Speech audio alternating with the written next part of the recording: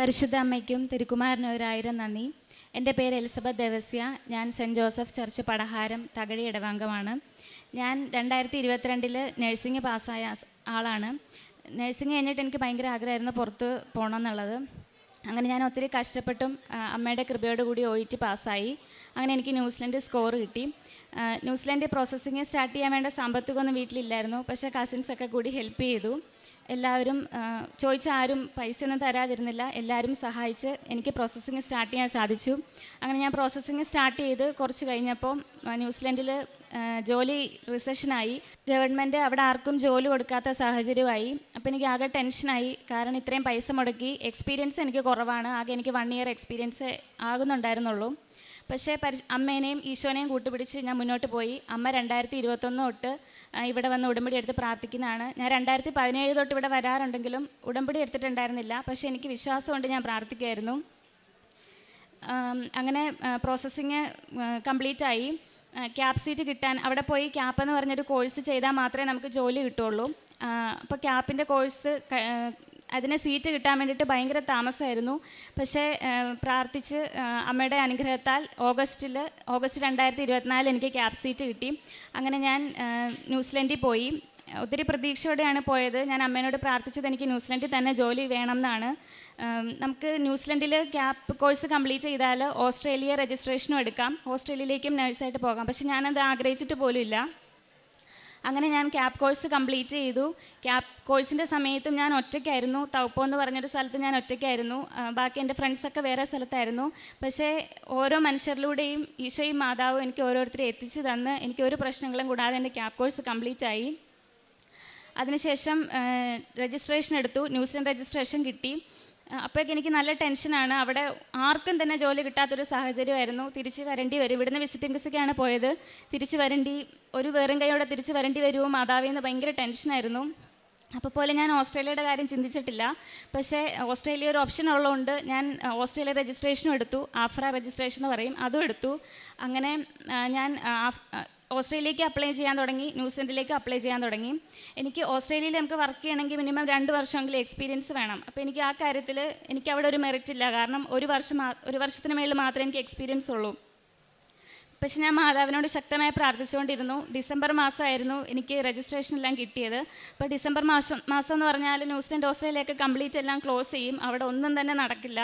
വിസയുടെ കാര്യങ്ങൾ നടക്കില്ല, ഇൻ്റർവ്യൂ ഒന്നും നടക്കത്തില്ല. പിന്നെ ഫെബ്രുവരിയിലേക്കൊക്കെയാണ് അവർ പറയുന്നത്. അപ്പോൾ എല്ലാവരും പറഞ്ഞു തിരിച്ച് പോര്, ഒരുപാട് ആളുകൾ പറഞ്ഞു തിരിച്ച് പോര്, അവിടെ നിന്നിട്ട് കാര്യമില്ല എന്നൊക്കെ.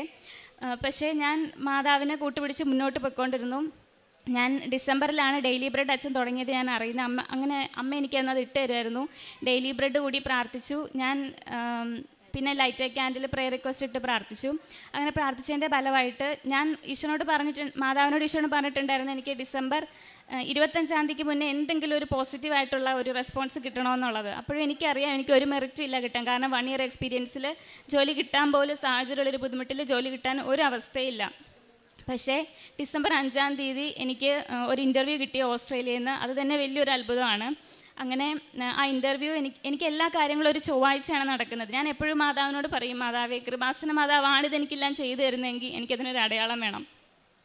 അതിൻ്റെ ഒരു അടയാളമായിരുന്നു എൻ്റെ എല്ലാ കാര്യങ്ങളും ഒരു ചൊവ്വാഴ്ച ദിവസമാണ് നടക്കുകയുള്ളൂ. എങ്ങനെ പോയാലും അതൊരു ചൊവ്വാഴ്ച ദിവസം തന്നെ വന്നെത്തും. അങ്ങനെ ഡിസംബർ 10-ാം തീയതിയിലേക്കാണ് അവർ ഇൻ്റർവ്യൂ ഷെഡ്യൂൾ ചെയ്തത്. അതൊരു ബുധനാഴ്ചയായിരുന്നു. പക്ഷേ 9-ാം തീയതി രാവിലെ വേഗം അവർ ഒരു മെയിൽ അയച്ചിട്ട് പറഞ്ഞു ഇപ്പോൾ ഇൻ്റർവ്യൂ അറ്റൻഡ് ചെയ്യണമെന്ന് പറഞ്ഞു. അവർക്ക് ഡേറ്റ് ഷെഡ്യൂൾ ചെയ്ത് തെറ്റിപ്പോയതാന്ന് പറഞ്ഞു. അപ്പം ഞാൻ ഒട്ടും പ്രിപ്പയർ ആയിരുന്നില്ല. ഞാൻ പതുക്കെ എല്ലാം നോക്കിക്കൊണ്ടിരിക്കുന്ന സമയത്താണ്, ക്വസ്റ്റ്യൻസൊക്കെ ജസ്റ്റ് ഇങ്ങനെ നോക്കിക്കൊണ്ടിരിക്കുന്ന സമയത്താണ് മെയിൽ വരുന്നത്. അപ്പോൾ എനിക്ക് എന്ത് ചെയ്യണമെന്ന് അറിയാമല്ലായിരുന്നു. ആകെ ടെൻഷനായി. ഞാൻ ചെയ്തത് ബൈബിൾ എടുത്ത് വായിച്ചു. ഞാൻ ഡെയിലി ബ്രെഡ് കൂടി, പ്രത്യക്ഷീകരണ പ്രാർത്ഥനയല്ലി, ഒരു സഞ്ചാരി മാതാവിൻ്റെ ഒരു രൂപം എൻ്റെ കയ്യിൽ എപ്പോഴും ഉണ്ടാവും. അതും എടുത്ത് എൻ്റെ അരികിൽ വെച്ചു. എന്നിട്ട് അവരെനിക്ക് 1 അവർ തന്നു. എന്നിട്ട് ഞാൻ ആ ഇൻ്റർവ്യൂ അറ്റൻഡ് ചെയ്തു. ഇൻ്റർവ്യൂ ഭയങ്കര പാടായിരുന്നു. കാരണം ഓസ്ട്രേലിയ സ്ലാങ് ഞാൻ ഒട്ടും പ്രിപ്പയർ ആയിരുന്നില്ല. അതുകൂടാതെ ഓസ്ട്രേലിയ സ്ലാങ് ഇച്ചിരി ബുദ്ധിമുട്ടാണ്. എനിക്കൊന്നും മനസ്സിലാവുന്നുണ്ടായിരുന്നില്ല അവർ പറഞ്ഞത്. പക്ഷേ എങ്ങനെയൊക്കെ ഞാൻ ഇൻ്റർവ്യൂ അറ്റൻഡ് ചെയ്തു. അതിനുശേഷം എനിക്ക് 3 ഇൻ്റർവ്യൂ കൂടി വന്നു. അതെല്ലാം ഞാൻ അറ്റൻഡ് ചെയ്തു. ഏറ്റവും പാടുള്ള ഇൻ്റർവ്യൂ ഞാൻ ഡിസംബർ 9-ാം തീയതി അറ്റൻഡ് ചെയ്ത ഇൻ്റർവ്യൂ ആയിരുന്നു. ഞാൻ ഒട്ടും പ്രിപ്പയർ പോലും ചെയ്തിട്ടുണ്ടായിരുന്നില്ല. പക്ഷേ ബാക്കി 3 ഇൻ്റർവ്യൂ ഞാൻ നന്നായിട്ട് പ്രിപ്പയർ ചെയ്തു. കാരണം എനിക്കൊരു ഐഡിയ കിട്ടി എങ്ങനെ ചെയ്യണം എന്നുള്ളത്. അപ്പോൾ എനിക്ക് നല്ല ഒരു കോൺഫിഡൻസ് വന്നു എനിക്കിനി ചെയ്യാൻ പറ്റുമായിരിക്കും എന്നുള്ളത്. പക്ഷേ അങ്ങനെ ഡിസംബർ 25 ആകാറായിട്ടും എനിക്കൊരു റെസ്പോൺസ് ഇല്ല. ഞാൻ അപ്പോഴും ശക്തമായിട്ട് മാതാവിനോട് പറയായിരുന്നു, മാതാവ് 25 മുന്നേ എനിക്ക് എന്തെങ്കിലും ഒരു റെസ്പോൺസ് തന്നേ പറ്റുള്ളൂ, എനിക്ക് വെറുങ്കയുടെ നാട്ടിലോട്ട് തിരിച്ചു പോകാൻ പറ്റത്തില്ല എന്ന് ഞാൻ പറഞ്ഞു. ഞാൻ ശക്തമായിട്ട് പ്രാർത്ഥിച്ചുകൊണ്ടിരുന്നു. ഡെയിലി ബ്രെഡിൽ ഞാൻ ആ ഹോസ്പിറ്റലിൻ്റെ അച്ഛൻ അന്നേരം ഡെയിലി ബ്രെഡിൽ പറയായിരുന്നു പാസ്പോർട്ടോ ഫോട്ടോയോ അങ്ങനെ എന്തെങ്കിലുമൊക്കെ ഉണ്ടെങ്കിൽ അത് നിങ്ങൾ വെച്ച് പ്രാർത്ഥിക്കാൻ. അങ്ങനെ ഞാൻ എൻ്റെ ലാപ്ടോപ്പിൽ ആ കെയർ ഹോമിൻ്റെ ഫോട്ടോ, അവിടെ ക്ലിനിക്കൽ മാനേജറിൻ്റെ ഫോട്ടോ വെച്ച് സഞ്ചാരി മാതാവി അങ്ങോട്ട് നീ പോണേ എന്ന് പറഞ്ഞ് പ്രാർത്ഥിച്ചുകൊണ്ടേയിരുന്നു. ഡിസംബർ 24 വൈകുന്നേരം ആയപ്പം എനിക്കൊരു മെയിൽ അവർ റെഫറൻസ് ചോദിച്ച് അയച്ചു. അപ്പോൾ 24 എന്ന് പറയുമ്പോൾ അവിടെ എല്ലാം ക്ലോസ്ഡ് ആകുന്ന സമയമാണ്. അപ്പോൾ എനിക്കത് ഭയങ്കര ഒരു അത്ഭുതമായിരുന്നു. ഞാൻ 24 രാവിലെ ഓർത്ത് ദേമി 25 ആവാറായി. അപ്പോൾ ഉണ്ണീശോയുടെ ഒരു സമ്മാനമായിട്ട് ഞാൻ ചോദിച്ചിട്ടുണ്ടായിരുന്നു, എനിക്ക് സന്തോഷത്തോടെ പള്ളിയിൽ പോകണം, എന്തെങ്കിലും ഒരു റെസ്പോൺസ് തരണം എന്നുള്ളത്.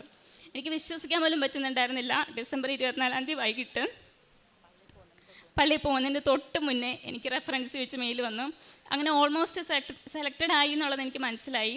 അതിനുശേഷം ഫെബ്രുവരിയിൽ വിസിറ്റിംഗ് വിസയ്ക്കാണ് ന്യൂസിലൻഡ് ക്യാപ്പ് ചെയ്യാൻ പോകുന്നത്. അപ്പോൾ ഫെബ്രുവരിയിൽ വിസ കഴിയും. അപ്പം ഫെബ്രുവരി വിസ കഴിയുന്നതിന് മുന്നേ ഓഫർ ലെറ്റർ ആയിട്ട് തിരിച്ചു വരണം, വെറും കൈയോടെ എനിക്ക് തിരിച്ച് വരരുതേന്ന് ഞാൻ പ്രാർത്ഥിക്കുമായിരുന്നു എപ്പോഴും. അങ്ങനെ ഓഫർ ലെറ്റർ ആയിട്ട് തിരിച്ച് വരണേന്ന് ഞാൻ പ്രാർത്ഥിച്ചുകൊണ്ടേയിരുന്നു. അമ്മ ഇവിടുന്ന് ശക്തമായിട്ട് പ്രാർത്ഥിക്കുമായിരുന്നു. അമ്മ 2021 മുതൽ ഉടമ്പടിയിലുള്ള ആളാണ്. അമ്മ എപ്പോഴും ഇവിടെ വരും, എല്ലാ ഞായറാഴ്ചയും വരും. അമ്മ എനിക്ക് വേണ്ടി പ്രാർത്ഥിക്കും. അങ്ങനെ അവരെന്നോട് പറഞ്ഞു, ഇപ്പം വെക്കേഷനാണ്, ജാനുവരി 12 കഴിഞ്ഞിട്ട് എന്തെങ്കിലും പറയാമെന്ന് പറഞ്ഞു. അവർ പറഞ്ഞു വേറെ ഒത്തിരി ആൾക്കാരും വെയിറ്റിംഗ് ഉണ്ട്, അപ്പം നമുക്കും അങ്ങനെ ഒന്നും ഉറപ്പൊന്നും പറയാൻ പറ്റില്ല എന്ന് പറഞ്ഞു. പക്ഷെ ഞാൻ പ്രാർത്ഥിച്ചുകൊണ്ടേയിരുന്നു, വിശ്വാസം കൈവിട്ടില്ല. അച്ഛൻ്റെ ഡെയിലി ബ്രെഡായിരുന്നു എനിക്ക് ആകെ അന്നത്തെ സമയത്ത് ഒരു ആശ്വാസം എന്ന് പറയുന്നത്. പിന്നെ ലൈറ്റ് ക്യാൻഡിൽ പ്രയർ റിക്വസ്റ്റ് ഇട്ട് ഞാൻ പ്രാർത്ഥിക്കുമായിരുന്നു. പിന്നെ അന്ന് അവിടെ പള്ളിയിൽ പോകുമ്പോഴൊക്കെ പറ്റുന്നവരോടൊക്കെ കൃപാസന മാതാവിനെക്കുറിച്ച് പറയും. ഞങ്ങൾ മലയാളികൾ എല്ലാവരും കൂടെ നിന്ന് കൃപാസനത്തിനെക്കുറിച്ച് നമ്മൾ പറ്റുന്ന പോലെ സാക്ഷ്യങ്ങളും കാര്യങ്ങളും എല്ലാം ഞങ്ങൾ ഡിസ്കസ് ചെയ്യുമായിരുന്നു. അങ്ങനെ 12 കഴിഞ്ഞപ്പം 14 ആയപ്പോൾ അവരെനിക്ക് ഇങ്ങോട്ട് മെയിൽ അയച്ചു, നിങ്ങൾക്ക് വർക്ക് ചെയ്യാൻ താല്പര്യമാണെന്ന് ചോദിച്ച്. അങ്ങനെ ഞാൻ സെലക്റ്റഡ് ആണെന്ന് എനിക്ക് മനസ്സിലായി. എനിക്ക് ഒരു സാധ്യതയില്ല, കാരണം മിനിമം 2 വർഷമെങ്കിലും എക്സ്പീരിയൻസ് വേണം ഓസ്ട്രേലിയയിൽ വർക്ക് ചെയ്യാൻ. ആ സമയത്താണ് ഡിസംബറിൽ വിസയിൽ ഒരു ചേഞ്ച് വന്നു, സ്കീമിലൊരു ചേഞ്ച് വന്നു. 1 ഇയർ ഉണ്ടെങ്കിലും ഓസ്ട്രേലിയക്ക് പോകാം എന്ന് 482 വിസയിലൊരു ചേഞ്ച് വന്നു. അത് ഭയങ്കര ഒരു അത്ഭുതമായിരുന്നു. കാരണം എനിക്കല്ലെങ്കിൽ പോകാൻ സാധിക്കില്ല, ഒരു മെറിറ്റും എനിക്ക് അവിടെ ഇല്ല. പക്ഷേ ആ വിസയിൽ വരെ ചേഞ്ച് വന്നതുകൊണ്ട് എനിക്ക് ആ 482 വിസ സ്പോൺസർഷിപ്പ് അവരെനിക്ക് തന്നു. അതായത് നമ്മുടെ കയ്യിൽ നിന്ന് പൈസ അധികം ആവില്ല, അവരെനിക്ക് വിസ തന്ന് കൊണ്ടുപോവാണ്. അങ്ങനെ ആ ഇൻ്റർവ്യൂ എനിക്ക് കിട്ടി. അതിനുശേഷം ജാനുവരി 28 ആയപ്പോൾ എനിക്ക് അവർ ഓഫർ ലെറ്റർ കിട്ടി. ഓഫർ ലെറ്റർ ഓസ്ട്രേലിയ ഒരു ഹോസ്പിറ്റലിൽ നിന്ന് കിട്ടാമെന്ന് പറഞ്ഞാൽ വലിയ ബുദ്ധിമുട്ടാണ്. മിനിമം ഒരു 2 മാസം എങ്കിലും എടുക്കും ഓഫർ ലെറ്റർ കിട്ടാൻ. കാരണം അവിടുത്തെ കാര്യങ്ങളെല്ലാം ഭയങ്കര താമസമാണ്. നമ്മളൊരു മെയിൽ അയച്ചാൽ ഒരുപാട് നാൾ നോക്കി എന്നാലേ ഇങ്ങോട്ടൊരു റിപ്ലൈ തരത്തുള്ളൂ. പക്ഷേ എനിക്ക് വേഗം തന്നെ ഓഫർ ലെറ്റർ കിട്ടി. ഒരാഴ്ച കൊണ്ട് ഞാൻ പ്രാർത്ഥിച്ച് ഒരാഴ്ച കൊണ്ട് എനിക്ക് ഓഫർ ലെറ്റർ കിട്ടി. അതിനുശേഷം ഞാൻ വേഗം ടിക്കറ്റ് ബുക്ക് ചെയ്തു, നാട്ടിലേക്ക് കയറി പോന്നു. നാട്ടിൽ പോന്നു കഴിഞ്ഞിട്ട് ഞാൻ ഏപ്രിൽ ഇവിടെ വന്ന് ഉടമ്പടി എടുത്തു. ഏപ്രിൽ തീർത്ഥാടന ഉടമ്പടി എടുത്തു. അത് കഴിഞ്ഞ് ഞാൻ ഉടമ്പടിയിൽ ശക്തമായി പ്രാർത്ഥിച്ചുകൊണ്ടിരുന്നു. വിസയുടെ കാര്യങ്ങൾക്കാണെങ്കിലും എല്ലാം താമസമായിരുന്നു. പക്ഷേ എനിക്ക് ആദ്യമൊക്കെ പത്രം കൊടുക്കാൻ ഭയങ്കര മടിയായിരുന്നു. ഞാൻ പത്രം കൊടുക്കാതെ തന്നെ ഇരിക്കുമായിരുന്നു. അമ്മയാണ് അത് പിന്നെ കൊടുത്തുകൊണ്ടിരുന്നത്. പക്ഷേ എനിക്ക് മനസ്സിലായി ഇങ്ങനെ പോയ ഉടമ്പടി ശരിയാവില്ല, ഉടമ്പടി നന്നായിട്ട് മുന്നോട്ട് കൊണ്ടുപോകണം എന്ന് തന്നെ ഞാൻ തീരുമാനിച്ചു. അങ്ങനെ ഞാൻ എന്നും വിശുദ്ധ കുർബാന ഞാൻ ന്യൂസിലൻഡിലായിരുന്നപ്പോഴും എനിക്കൊരു ഭാഗ്യം കിട്ടി. ഞാൻ താമസിച്ച വീടിൻ്റെ മുന്നിൽ തന്നെ, ഞാൻ അതാണ് ആകെ പ്രാർത്ഥിച്ചിരുന്നുള്ളൂ, കുർബാന കൂടാൻ പറ്റണം എന്നുള്ളത്. അങ്ങനെ എനിക്ക് കിട്ടിയ വീട് പള്ളിയുടെ തൊട്ട് മുന്നിൽ തന്നെയുള്ള വീടായിരുന്നു. ആ പള്ളിയുടെ തൊട്ട് മുന്നിലുള്ള വീടായിരുന്നു. അപ്പം എനിക്ക് ആ പള്ളി നോക്കി എനിക്ക് ഇൻ്റർവ്യൂ അറ്റൻഡ് ചെയ്യാനുള്ളൊരു ഭാഗ്യം കൂടി കിട്ടി. അങ്ങനെ എന്നും വിശുദ്ധ കുർബാനയ്ക്ക് പോകുമായിരുന്നു. പത്രം ഞാൻ കൊടുക്കാൻ തുടങ്ങി, ഹോസ്പിറ്റലുകളിൽ കൊണ്ട് കൊടുക്കാൻ തുടങ്ങി. ആദ്യമൊക്കെ എനിക്ക് മടിയായിരുന്നു, പക്ഷെ ഞാൻ അത് വകവയ്ക്കാതെ ഞാൻ പത്രം കൊടുക്കാൻ തുടങ്ങി. അതുപോലെ ഓർഫനേജ് സന്ദർശിക്കുമായിരുന്നു. അമ്മയും ഞാനും പൊതിച്ചോറും ഒക്കെ പറ്റുന്ന പോലെയൊക്കെ കൊടുക്കുമായിരുന്നു. സാമ്പത്തികമായിട്ട് നമുക്ക് ഉള്ളതുപോലെ സാമ്പത്തികമായിട്ട് മറ്റുള്ളവരെ സഹായിക്കാനും തുടങ്ങി. അങ്ങനെ തടസ്സങ്ങൾ ഉണ്ടായിരുന്നത് ഞാൻ കാരുണ്യ പ്രവർത്തികൾ ചെയ്യാൻ തുടങ്ങിയപ്പോൾ എനിക്ക് മാറുന്നതായിട്ട് മനസ്സിലായി. അങ്ങനെ ഞാൻ ഉടമ്പടി ജീവിതത്തിൽ മുന്നോട്ട് ഇനി പോകുമെന്നാണ് ഞാൻ പ്രാർത്ഥിക്കുന്നത് മാതാവിനോട്. അങ്ങനെ എനിക്ക് ജൂൺ എപ്പോഴും ഞാൻ പ്രാർത്ഥിക്കുമ്പോൾ 16 എന്നൊരു ഡേറ്റ് എനിക്കിങ്ങനെ ഓർമ്മ വരും. അപ്പം ഞാൻ ഡിസംബർ തൊട്ട് ഇങ്ങനെ 16 എന്നുള്ളത് ഇങ്ങനെ ആലോചിച്ചിരിക്കുകയാണ്, എന്തായിരിക്കും 16. എപ്പോൾ വചനം വായിക്കാൻ എടുത്താലും ചിലപ്പോൾ എനിക്കൊരു 16 കിട്ടും, അല്ലെങ്കിൽ പ്രാർത്ഥിക്കുമ്പോൾ ഒക്കെ 16. അപ്പോൾ എല്ലാ മാസവും ഞാൻ പറയും ഈ മാസം 16 എനിക്ക് വിസ വരും, ഈ മാസം 16 വിസ വരും എന്ന് ഞാൻ വീട്ടിൽ പറയും.